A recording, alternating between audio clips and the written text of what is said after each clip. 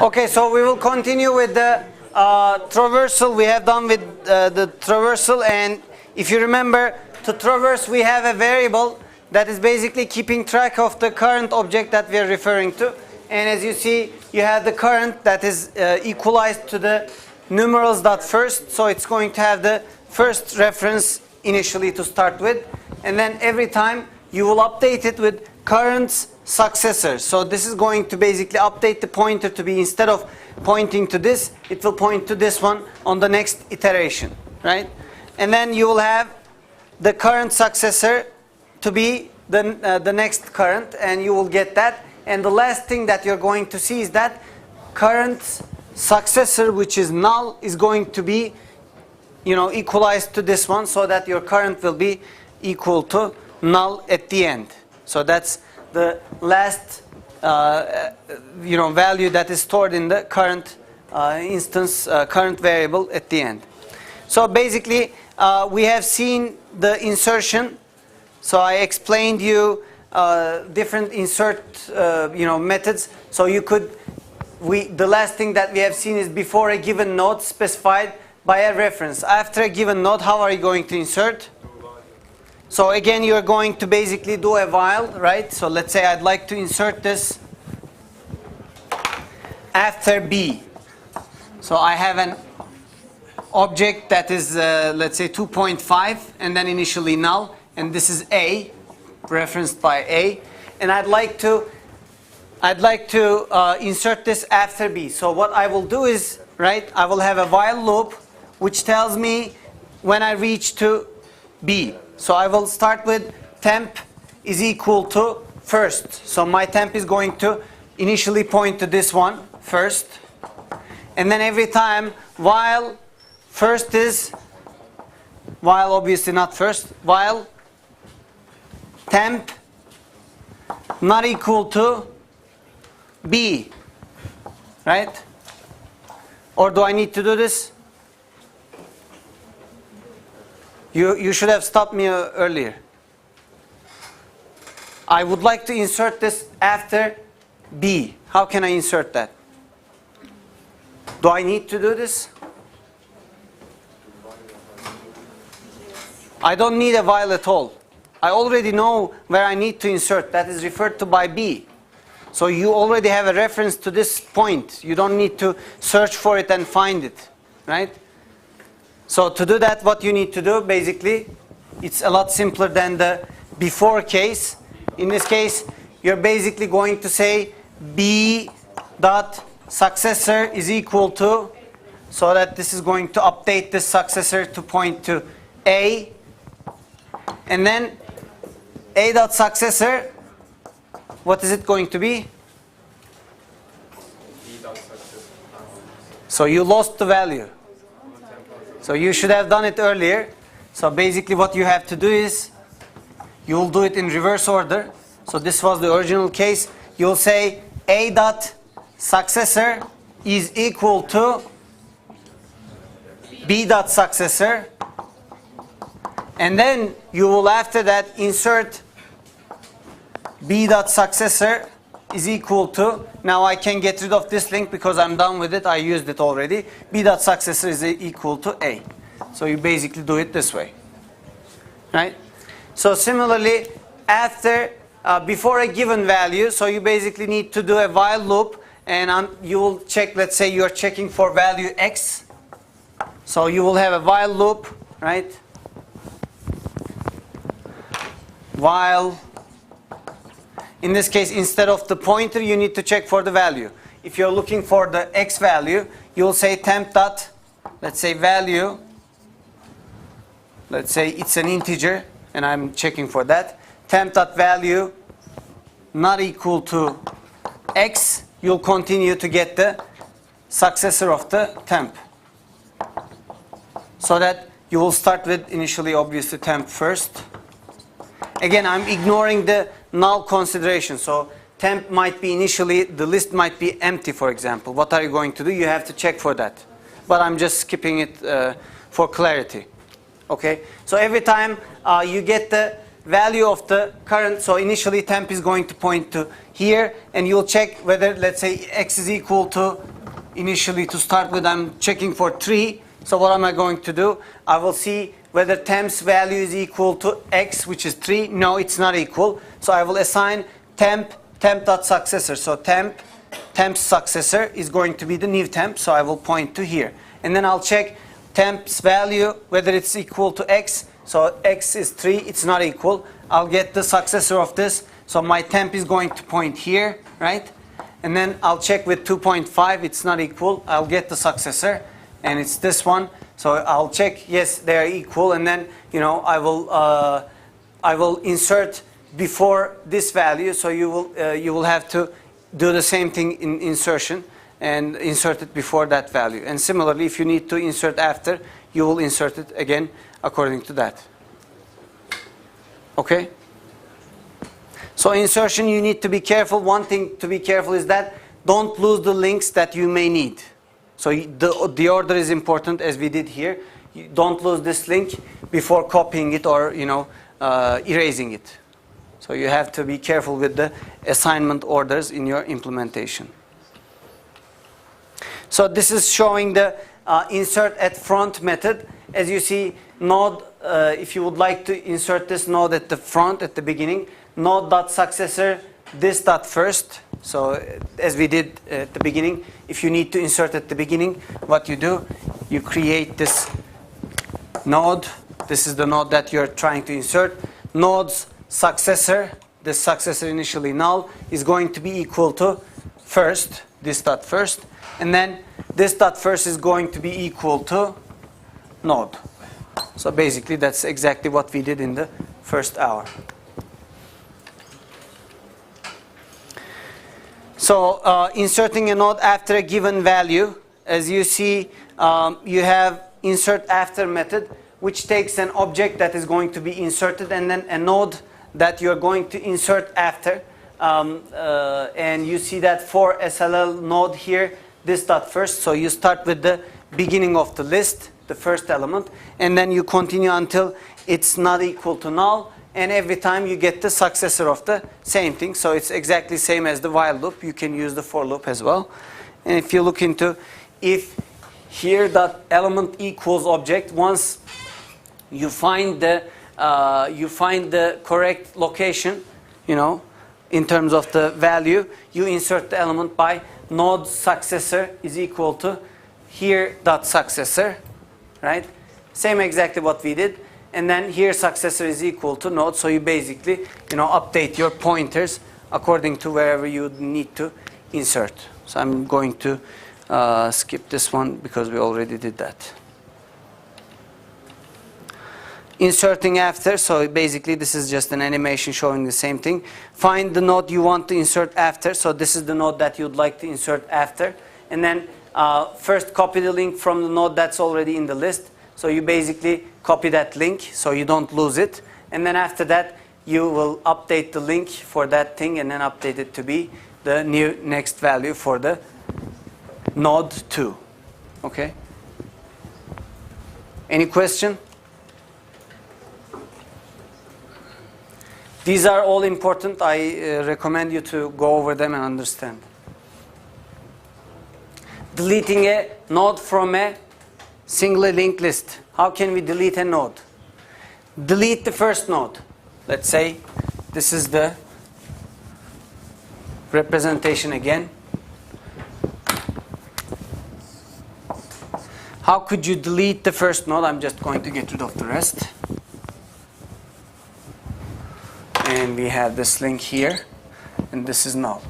And this is the first pointer pointed here. So how am I going to delete the first element? And at the end, my list is going to be, except this one, only 2 and 3.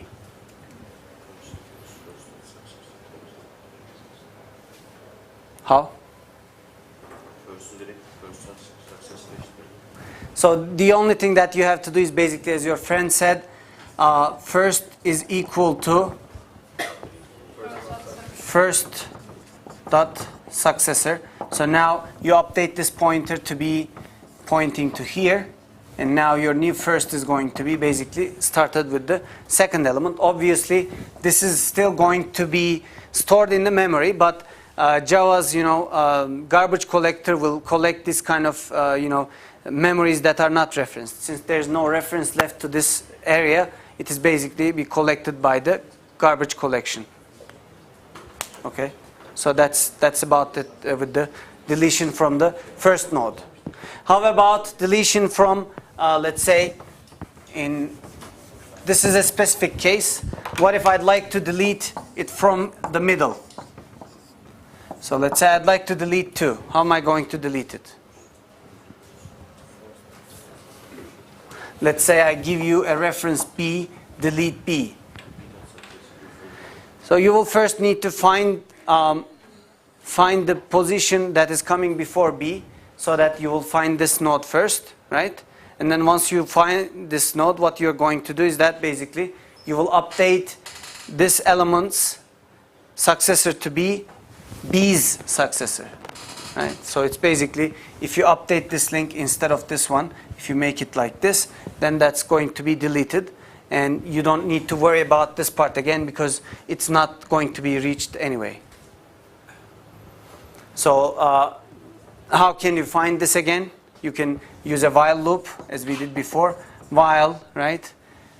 Temp dot successor is not equal to B.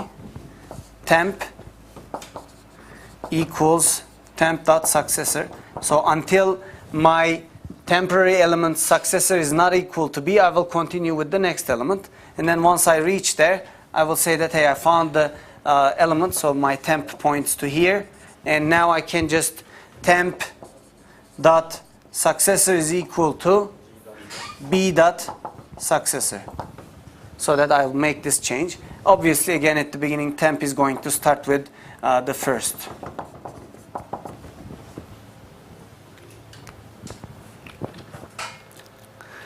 So to delete the first element, as we said, you will just remove the link and then update it to be the first successor or the next.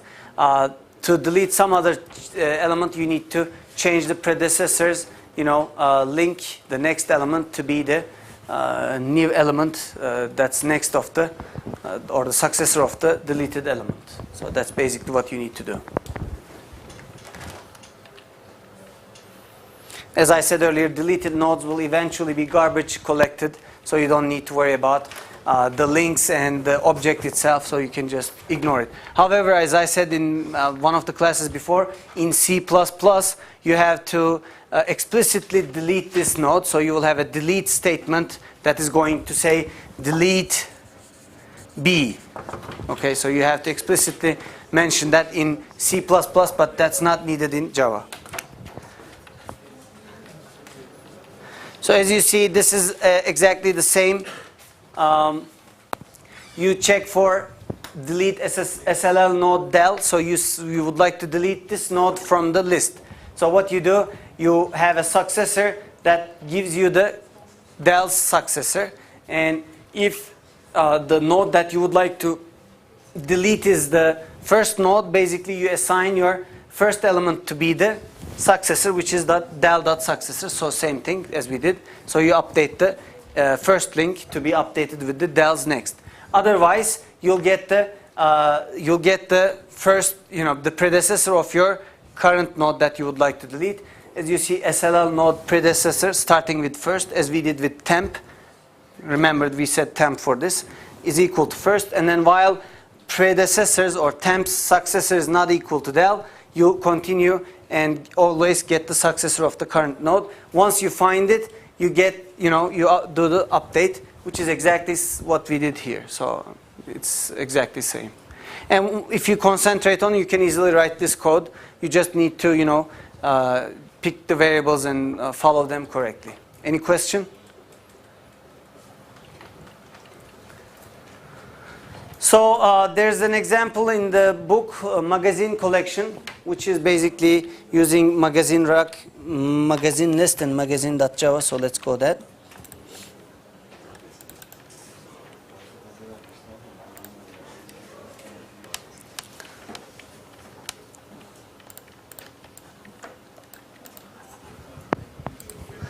So as you see, public class magazine, that's only has a private string title, so it keeps only a string in the object, in the magazine object. It has the constructor which takes a string, and it just prints the toString with a string title printed on the screen.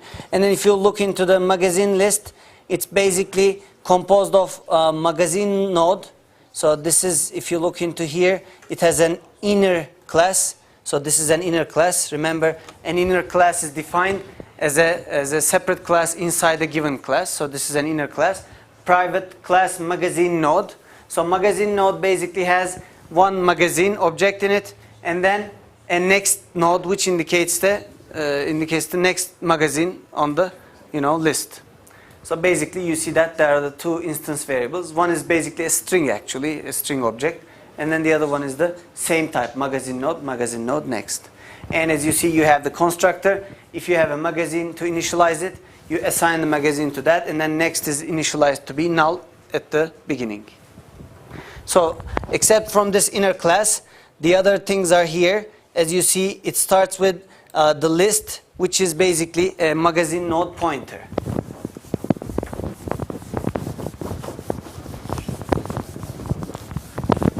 So what you see is that in the magazine list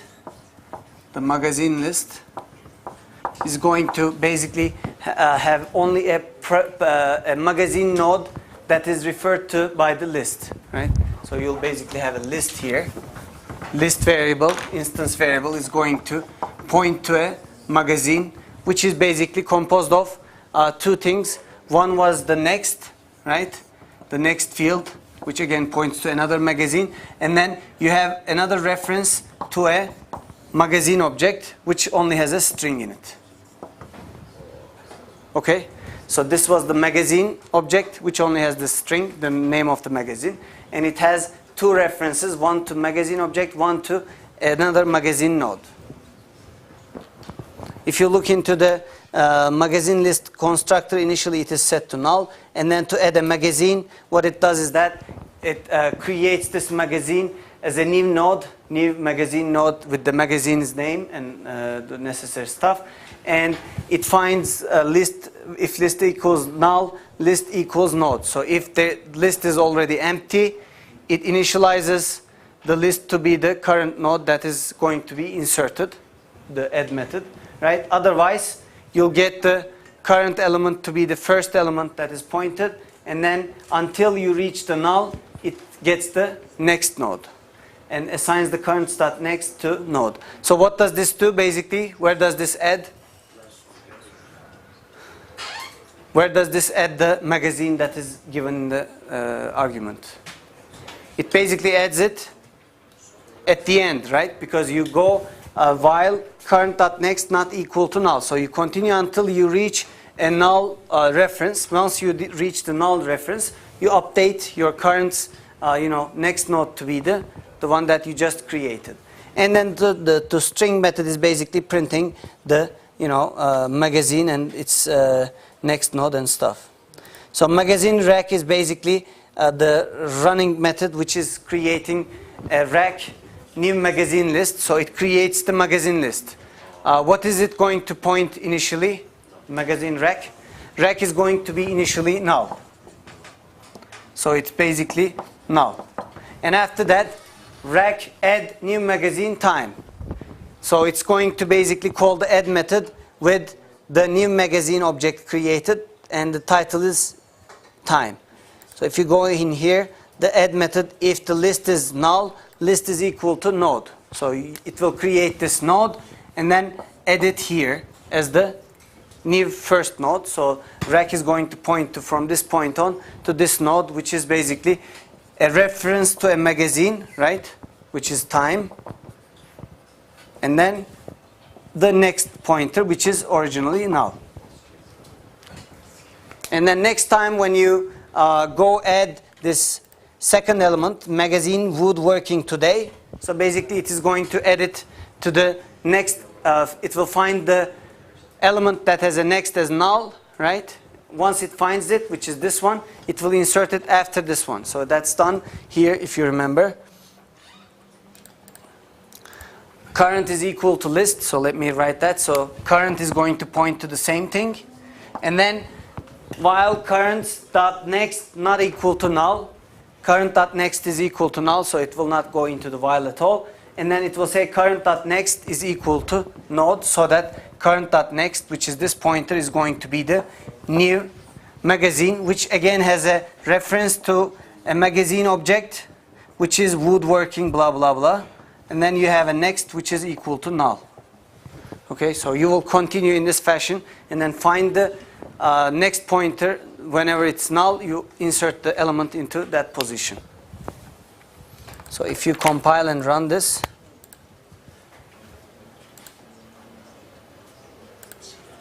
so it will print things on the same order: time, woodworking today, communications, whatever is the list that you have there.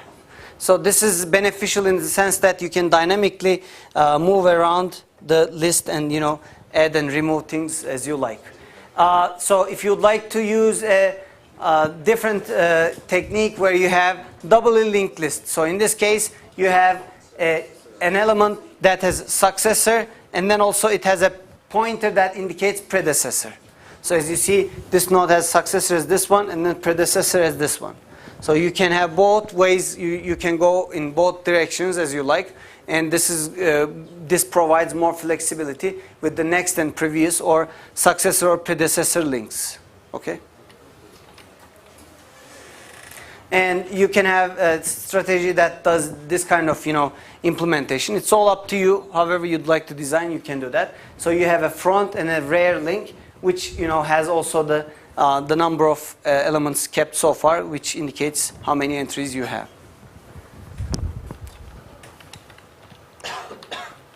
So if you look into the doubly linked list, you see that you have a next and previous pointers that point to next and previous element in the list, and you can update those.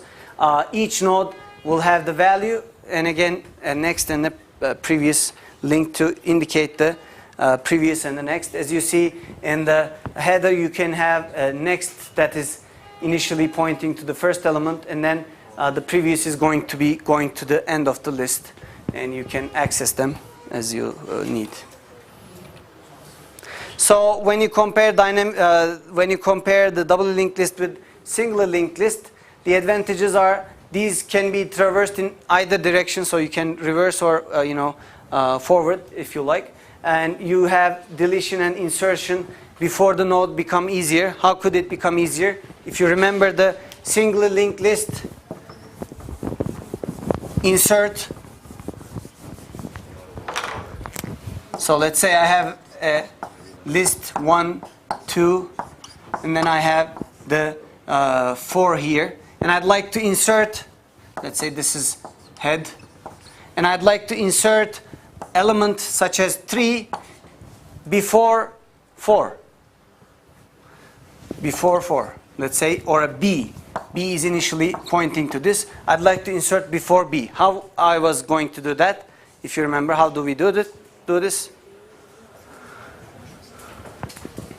There's no way I can reach to the before element here, right? So I need to find the element that is before B, which is going to be used by temp. I will use a loop, a while loop, which will tell me temp's next is equal to B. I will stop and find the previous element, right? If you remember, we said that while temp dot successor is not equal to B, temp equals temp dot successor. So I find the next element by going and checking whether it's equal to B or not.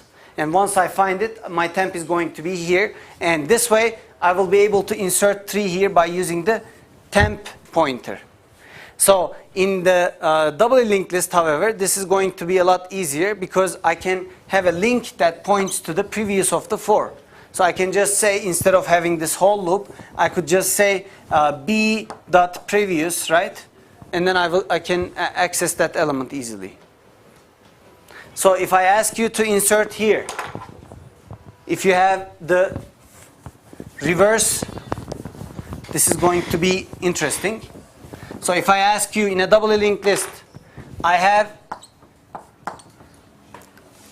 the links both. So you have int value as instance variables, and then I have node next and I have node previous, and I'd like to insert 3 here. How am I going to insert it in the doubly linked list? So basically you have to consider 2 links in each object, right? So I will get, let's say this is B, and I'd like to insert it here. So what do you need to do? First I need to update my trees next, right? So let's say this is A dot next is equal to B. So I assigned the next element of A to B. Now it points to the correct position. Then what do I need to do? B dot previous is equal to A. So I change this to be pointing here. So how am I going to reach to this element now? So you lose the connection to the previous element. So you have to, consider that, and then you should delay this for a while, and then for now it should point to the previous element. So what are we going to do? What else is safe now? This one is safe, right? So I can update this link. So how am I going to update that? B dot previous dot next. So I get this. Now it is going to point to A. And then what am I going to do next? So I updated that. B dot previous is equal to A. Okay, so I did that too. B dot previous is A. So I updated that. What else is remaining? A dot previous is going to be equal to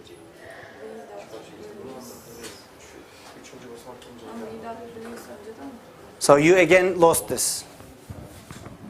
A dot previous, so still this is pointing this way. A dot previous is going to be equal to B dot previous. So I have updated this link to point to here. And then the last thing you would do is B dot previous is going to be equal to A. Okay? So you just need to be careful which is going to be lost and which is going to be needed. So if you do that, you will be able to do it. As you see, the advantage of doubly linked list is that you can go previous element and access it. As we did with insertion, you don't need to have a loop to traverse all the elements. However, the disadvantages, you will need more space to have these links, and also you have more manipulations needed. As you see, we had a lot of things to insert as opposed to what we did before with the singular linked list.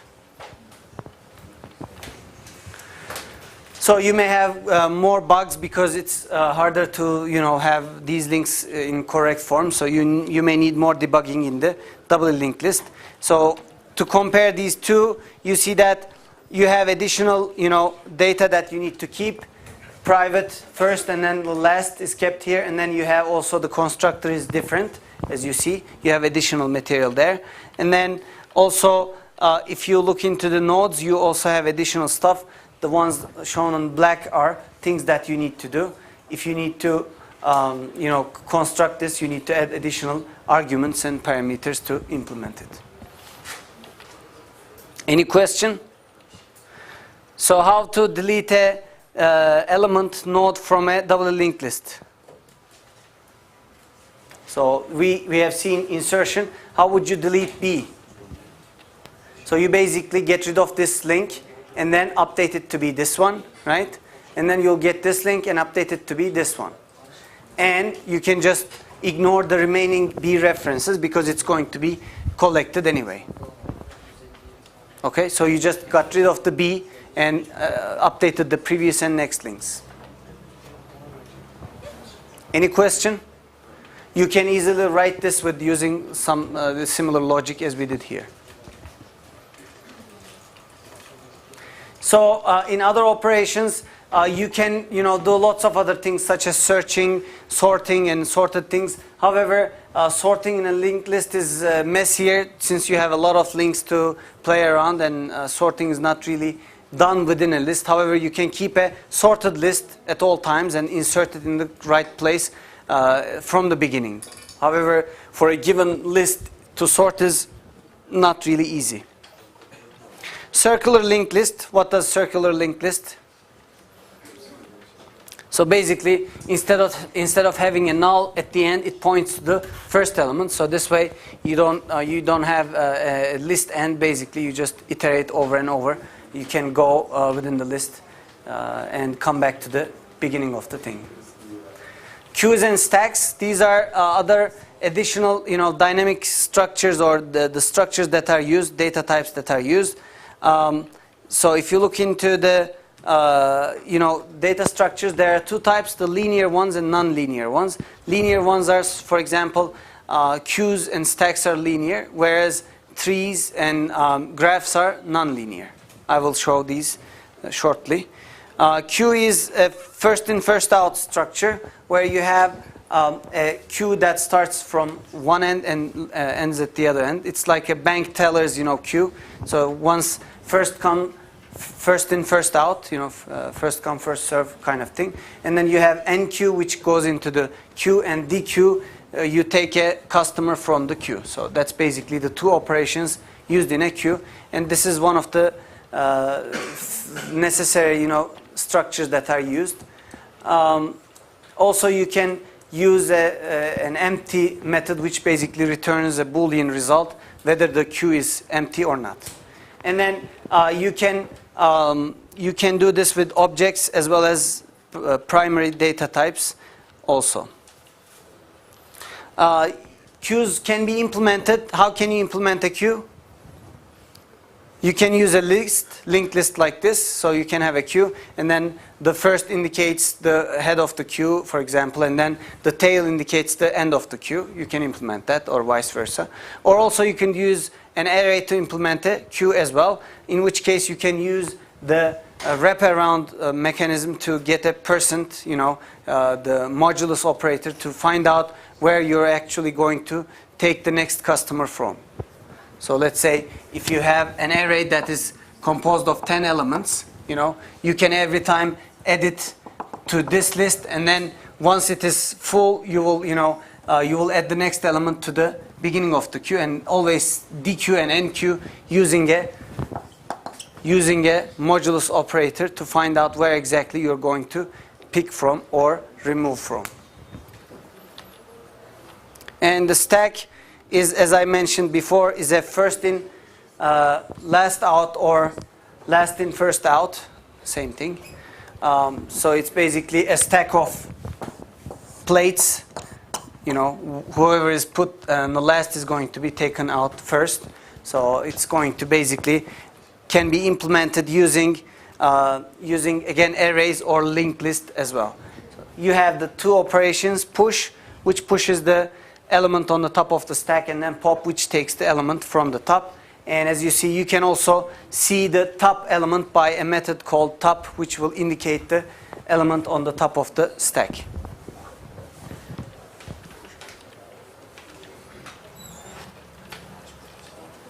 So as you see, peak or top, peak is also used for that. And then empty will return true if the stack is empty or not, and vice versa. And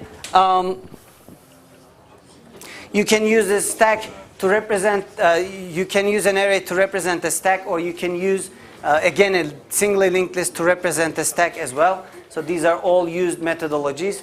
And there's the decode.java. Let's see that example.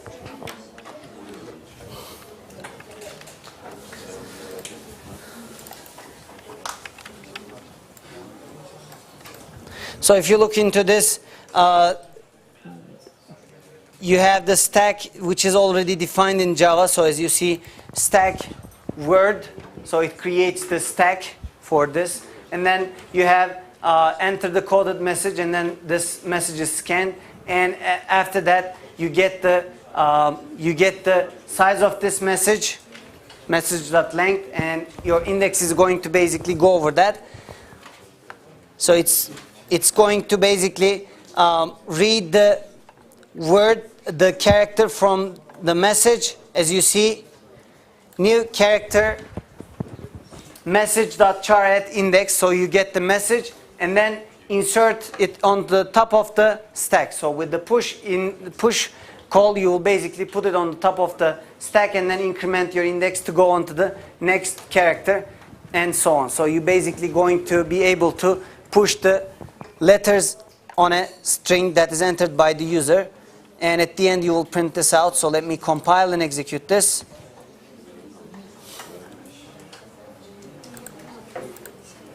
Enter the coded message, CS102. The decoded message is 201SC.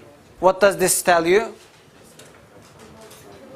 It is in the reverse order. Why it's in the reverse order? Basically, you push it.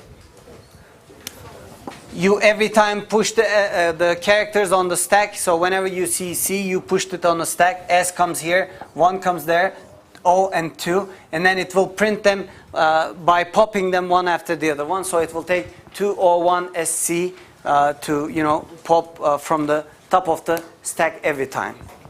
So that's basically the message that is printed out. As you see, word.pop, and it gets the character value and printed on the screen. And then the last part is going to be trees and graphs. So basically, a tree is composed of a root,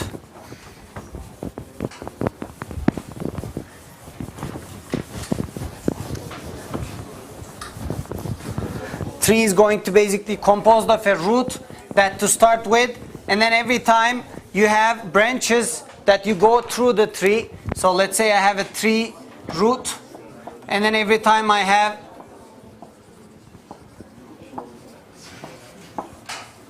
and you have something like this, and then every time you have nodes that are coming out of this, and the end nodes in the tree is called leaves. Okay, so each one of them is leaf, and the collection is called leaves. So these are leaves of the tree, right?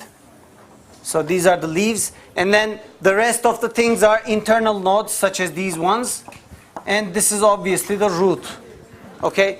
A specific version of tree is a binary tree. A specific instance of a tree is a binary tree, in which case from each node you can have at most two children. So you have this root, and then you have 2 nodes from here, 2 nodes from each one of them. So this is called a binary tree. So if I'd like to, for example, write a class for a tree, how could you write it? So let's say I have defined these as node.